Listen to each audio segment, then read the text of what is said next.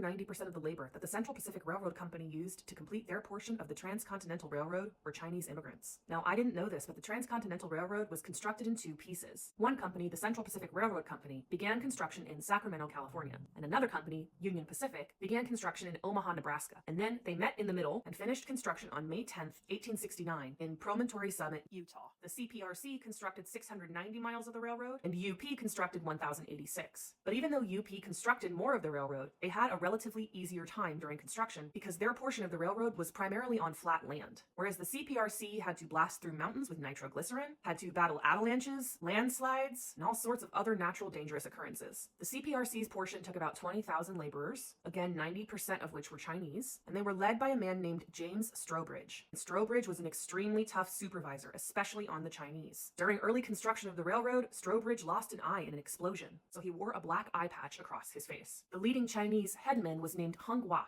and Hung Hua was already a prominent figure in California gold country. Hung Hua eventually was in charge of all Chinese pay, living arrangements, and company rations. Strobridge initially really opposed hiring Chinese laborers, as he thought they would not be physically or temperamentally fit. But these Chinese workers were so efficient and hardworking that Strobridge, by the end of everything, dropped his prejudice. And at the celebration of the completion of the railroad in Utah, the Chinese were not allowed to attend. So Strobridge invited Hung Hua and several other Chinese supervisors into his private train car for a dinner. It was essentially the best he could offer them. Not only were the Chinese workers not allowed at the celebration, they were barely mentioned. The only person to mention the Chinese laborers was Reverend John Todd, who was giving the benediction at the celebration. Even in 1969, at the centennial celebration, which took place in the same town in Utah, the Secretary of Transportation, John Volpe, also did not mention the Chinese laborers. So 100 years later, they still were not getting the credit they deserved. At the time of the railroad completion in 1869, these Chinese immigrants weren't even allowed to become citizens. And most of these Chinese workers were educated and literate. But despite sending literally hundreds of thousands of letters and correspondences throughout their work on the railroad, not one piece of text remains from any of these workers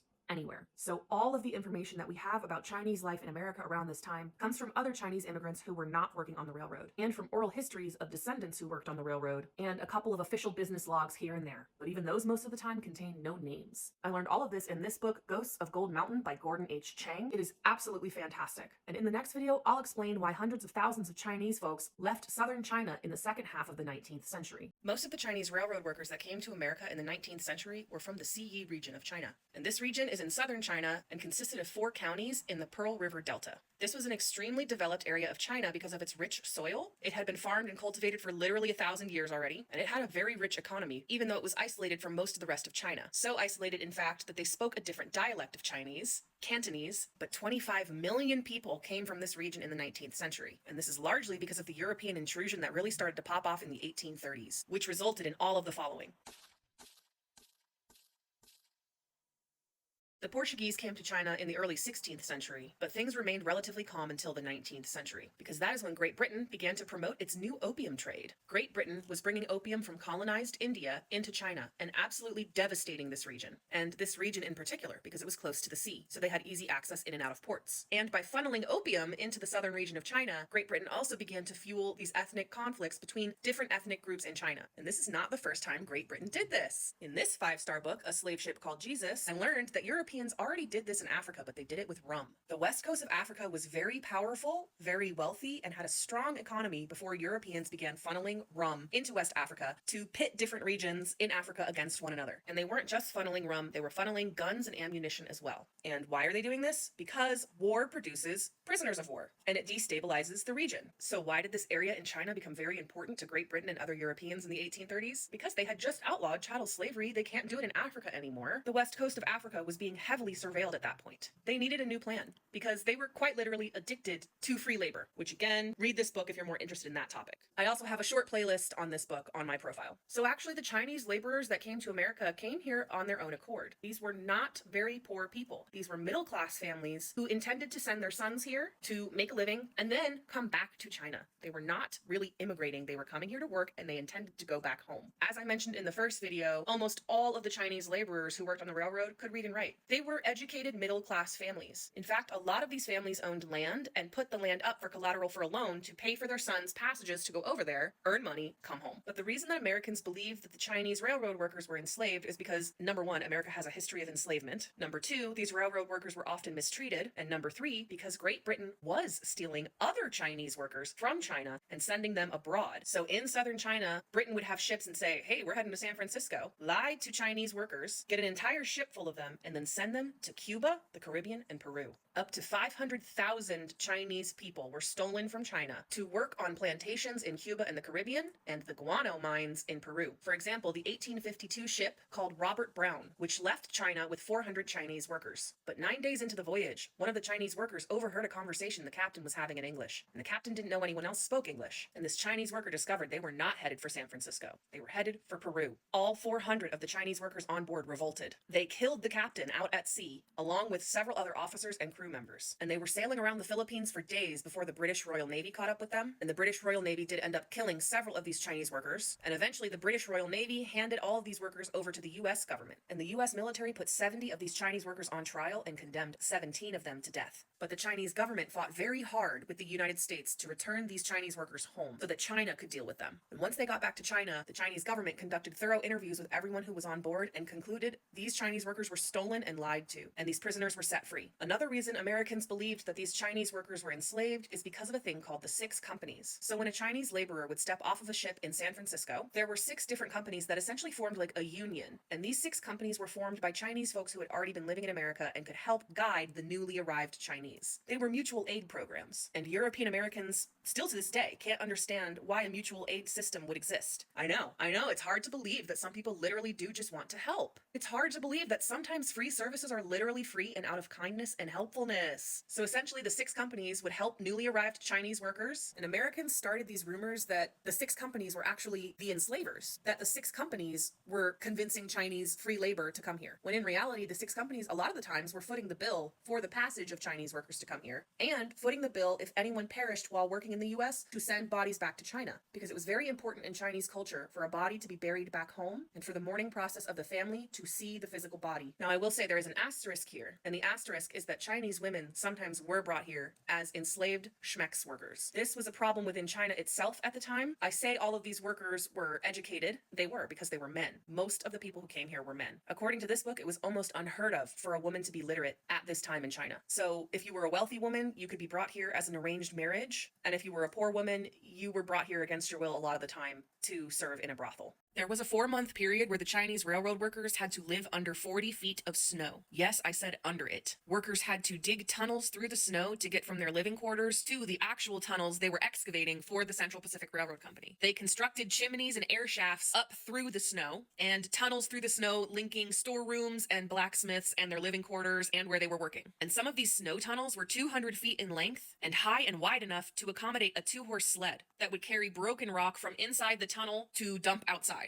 This happened in the winter of 1867 to 68. It's one of the wettest winters on record in the Sierras, and more than 40 snowstorms hit these workers during this winter. Temperatures regularly dipped below 0 degrees Fahrenheit, and blizzards often hit more than 100-mile-per-hour winds. Sudden snowslides carried many Chinese workers to their tragic deaths, and we know this for a fact, especially because the chief engineer for the railroad, Louis Clement, testified that management said that tunnel work had to continue through the winter, no matter the conditions, no matter the cost. And James Strobridge, the construction boss that I mentioned in the first video in this series, said that the toll on human life during this period was staggering. Here is a quote from Strobridge. "In many instances, our camps were carried away by snowslides. Men were buried, and many of them were not found until the snow melted the next summer. In one instance, Chinese workers tried to escape an avalanche by hiding behind a large rock, and they were buried under 50 feet of snow and not found until the snow had melted the following spring. They were found standing with their shovels still in their hands." Now, the Central Pacific Railroad Company absolutely knew these winters were dangerous. They simply didn't care because they weren't on the ground making it happen. In fact, they were so scared of Donner's Pass, the infamous pass in the Sierras for the famous Donner Party. You can look them up. I'm sure you already know who they are. But the railroad feared this area so much that they considered drilling a tunnel through the entire Sierra. It would have had to have been 5 miles long, 32 feet high, and 16 feet wide. And at some points, it would have been 1,000 feet below a surface point. It would have cost an estimated $1 million per mile. And really, there's no telling that that would have been less dangerous. But regardless, the Central Pacific Railroad Company absolutely knew knew these conditions would kill people and they didn't care, especially because the ones at the highest risk were the Chinese workers. There are no photographs of this, but there were also instances where Chinese workers were careened down the side of a cliff in nothing but a basket, and their job was to create footholds in places where footholds did not exist. So in a basket, they would drill a hole into a mountain, stick a piece of dynamite in it, and be pulled back up in nothing but a rope in a basket. These Chinese workers and their descendants deserve a lot more recognition than what the United States has given them. Leland Stanford was the 8th governor of California and the state's first Republican governor. He ran under a very racist platform in which he openly said the Chinese were not welcome in California, and he called for drastic measures to address the Chinese question. He tried very hard to appeal to white settlers to come populate California and said, quote, "Settlement among us of an inferior race is to be discouraged," and said that Asia sent us the dregs of her population. He branded the Chinese a degraded and distinct people and said they had a negative influence on the superior race. However, what he was doing here was pandering. He was appealing to popular prejudices just for election's sake, because in his personal life, Stanford had many relationships with many Chinese people. He employed them, confided in them, and relied on them. His wife, Jane, did not share the sentiments that he had against the Chinese, either publicly or privately. In fact, Jane tried to adopt a Chinese teenager that they were employing at the time named Jin Moon, but this adoption never came to be because Jin Moon had parents back in China. He was only parentless in the United States. In 1862, the same year that Leland Stanford gave that racist inaugural address, Jane Stanford developed a serious pulmonary infection, and Western medicinal practices were failing her. This infection began to threaten her life. This is when Jin Qi, Jin Moon's older brother, introduced Jane Stanford to Yi Fangzheng, a Chinese traditional doctor, and Yi's herbal remedies restored Jane to full health. After this, Yi became a doctor for the Central Pacific Railroad Company, and he would become one of the most legendary Chinese medicine practitioners in California history. Despite Leland Stanford being openly racist against the Chinese, he soon became responsible for attracting more Chinese labor opportunities than any other single individual in America at the time, because he became the president of the Central Pacific Railroad Company, and the railroad company desperately relied on Chinese labor. And he would go on to employ thousands of Chinese folks both on his private and commercial properties in California, including his stock farm in Palo Alto, the future site of Stanford University that still stands today. At the end of his life, Leland Stanford severely regretted his comments against Chinese folks because they helped him become one of the richest men in the world. How convenient that he only regretted it on his deathbed. Now, obviously, the book that I'm reading is about the Chinese railroad workers, but I know that Jane Stanford died under very suspicious circumstances and was poisoned. I might just have to get a separate book on that because what? But all of this was from Ghosts of Gold Mountain by Gordon H. Chang, not Gordon G. Chang. Before you comment, that's the wrong Gordon Chang. This is by Stanford professor Dr. Gordon H. Chang. 5 Chinese workers were killed in an accidental explosion 1 mile north of Cisco, California, on June 19, 1867, along with 1 white worker, the only worker given a name in newspaper reports, Burns. 5 days later, on June 24th, 3,000 Chinese railroad workers put down their tools and went on strike. The Central Pacific Railroad Company acted like they didn't see this coming, but that's entirely untrue. They absolutely knew there was an issue, they just didn't care to solve it. In fact, they were trying everything in their power to get around solving the issue. These Chinese workers were demanding $40 a month, an 8-hour workday, and shorter shifts in the tunnels, which was easily the most dangerous part of constructing the railroad. And one of the ways they were trying to avoid raising Chinese wages was by appealing to the federal government to send 5,000 formerly enslaved black men to California to begin construction. They quite literally wanted to fuel racial divides within their workforce because 10% of the Central Pacific Railroad was being built by Cornish workers, and they noticed that by underpaying the Chinese, it prevented the Cornish workers from striking because they knew it could always be worse. So essentially, they wanted to bring in black workers to pay them even less than Chinese workers, and therefore the Chinese workers would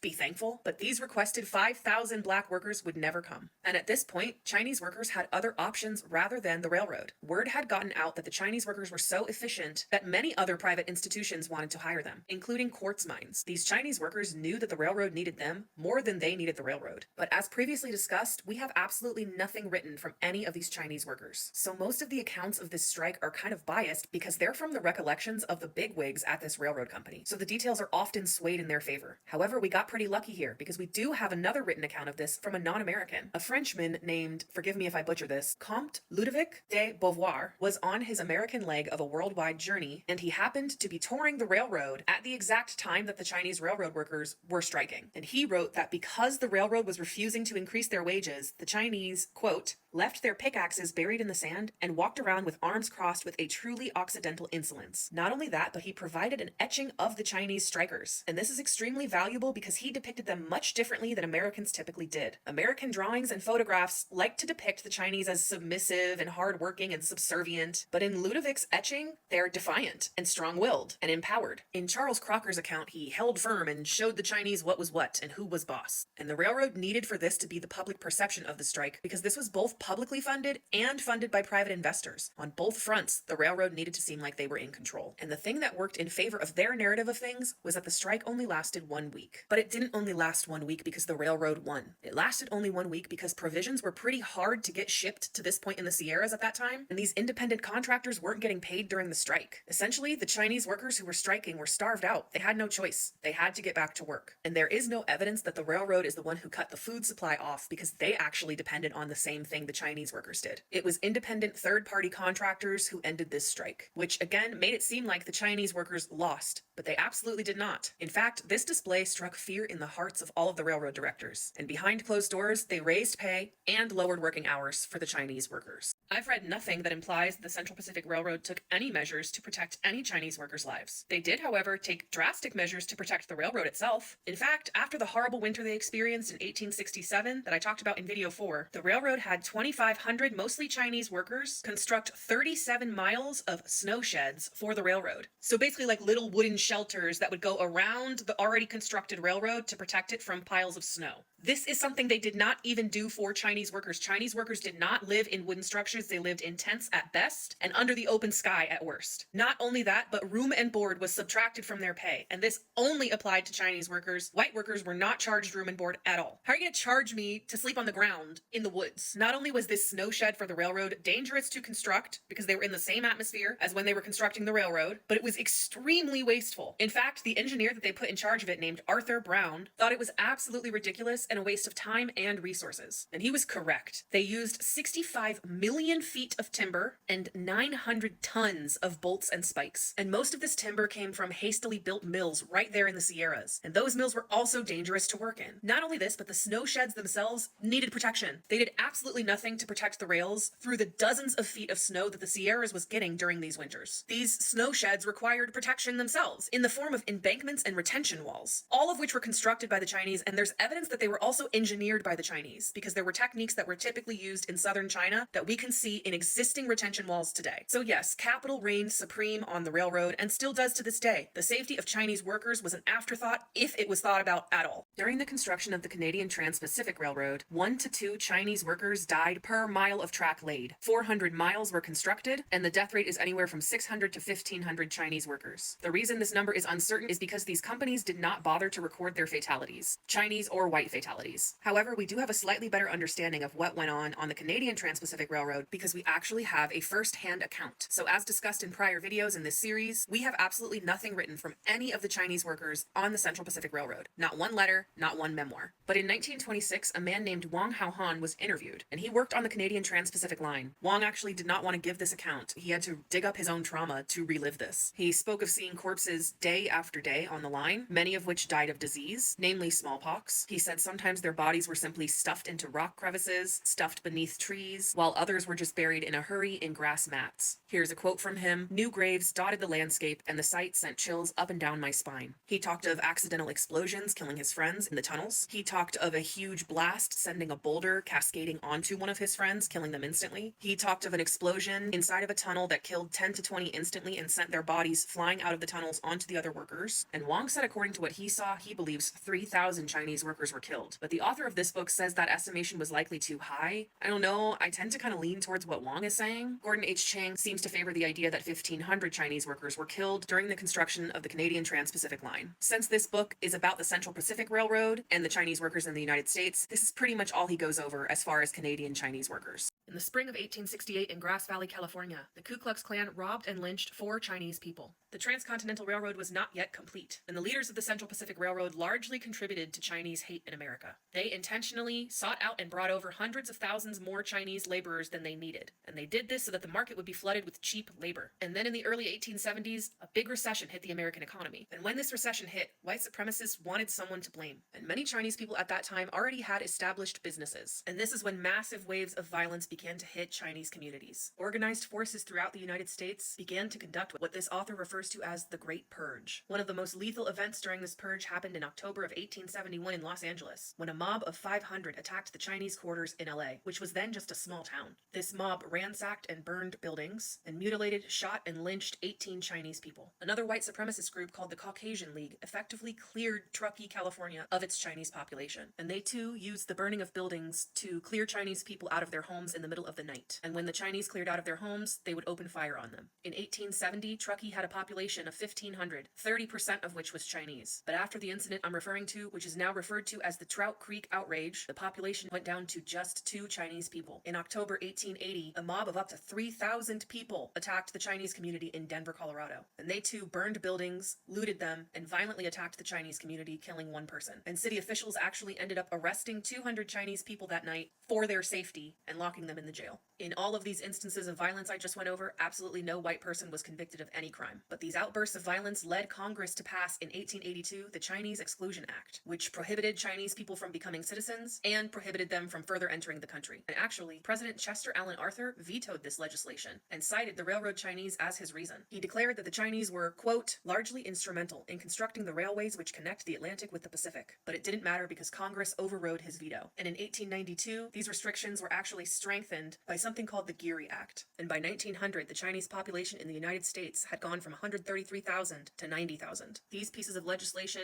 amplified violence tenfold. I only went over 3 events here, and there's easily 2 dozen listed in this book. The Chinese Exclusion Act would not be repealed until 1943. And finally, a Chinese person could get their citizenship in the United States. If you haven't seen Ryan Coogler's new movie Sinners, go see it immediately. It was excellent, but it was also relevant to the series I'm doing right now on the Chinese workers who came over from the CE region of China, who constructed the western portion of the Transcontinental Railroad. This contains a little bit of spoilers, so keep swiping if you haven't seen it, but in the movie there is a Chinese family in the Mississippi Delta who owns a grocery store. After the Civil War and after the completion of the Transcontinental Railroad, all of these Chinese workers were now unemployed, and as discussed, 33 to 50% of them went back to China. But the remainder of them began working on other railroad projects, namely in the Portland area, Missouri area, and the Mississippi Delta. And many Chinese workers found themselves a new home in the Mississippi Delta. This part of the southern United States lies along the same latitude as the region in China that these workers came from. It felt like home away from home for them. And one of the main businesses they set up in the Mississippi Delta, other than working on the railroad, were grocery stores. On these ships from China to San Francisco were not only workers, but tons and tons and tons of Chinese foods. The Chinese were very particular about their diet and very partial to their own food. They did not really enjoy the American food available. And now with the Transcontinental Railroad, that food was able to be shipped from San Francisco to the East Coast. And if you go to the PBS page on TikTok, they just reposted a clip from a documentary about these Chinese grocery stores in the Mississippi Delta. These stores lasted for generations. Some of them still exist. And a lot of the time, these Chinese grocery stores were the only grocery stores in the area that would serve Black customers, unless the town was lucky enough to have a Black grocer. So in this area, Southern Chinese folks and Southern Black folks have relationships that go back centuries. And in that PBS documentary, when these Chinese stores closed, still to this day in that region, it creates a food desert. They were and are the only grocery stores in that region to serve good, fresh, healthy food. And this is demonstrated in Ryan Coogler's new movie by the Chinese couple that owns the grocery store in town. They have a great relationship with all of their Black neighbors, and they had a separate grocery store in the movie that served white customers. Go check out that documentary on PBS's page, read this book, Ghosts of Gold Mountain by Gordon H. Chang, and do not skip seeing Sinners. It was Coogler's first masterpiece. It was incredible. Today we're talking about fiction for once in my life. We're talking about R.F. Kuang's Babel, because it's relevant to the series I did on the railroad Chinese who came to America and built the Transcontinental Railroad for us. It's relevant because Babel covers the wars that I've been referring to from the 1830s and on in China, where Great Britain was funneling opium into the Pearl River Delta area because they had already used this method in several other areas of the world. The magic system in this book is fascinating. You have to be fluent in more than one language, and magic only works when you can link 2 words from 2 different languages that have a similar but slightly different meaning. And the main character in this is Chinese, and he was brought over to Oxford in the 1830s, after his whole family was wiped out by cholera. And eventually, Oxford sends him back to the Canton area so that he can essentially facilitate a trade for Great Britain that would legalize them bringing opium into China, which the dynasty at the time was like, no, we don't want that here. And guess what? It's illegal in your country too for a reason. If you like fantasy, and if you speak more than one language, and if you have an interest in Chinese history, this is the book for you. Even though I already owned the physical copy because so many people talked about it on TikTok, I've been listening to the audiobook, and it is so good. I will definitely be reading more by this author and highly recommend this read if you watched my series on the Chinese railroad workers.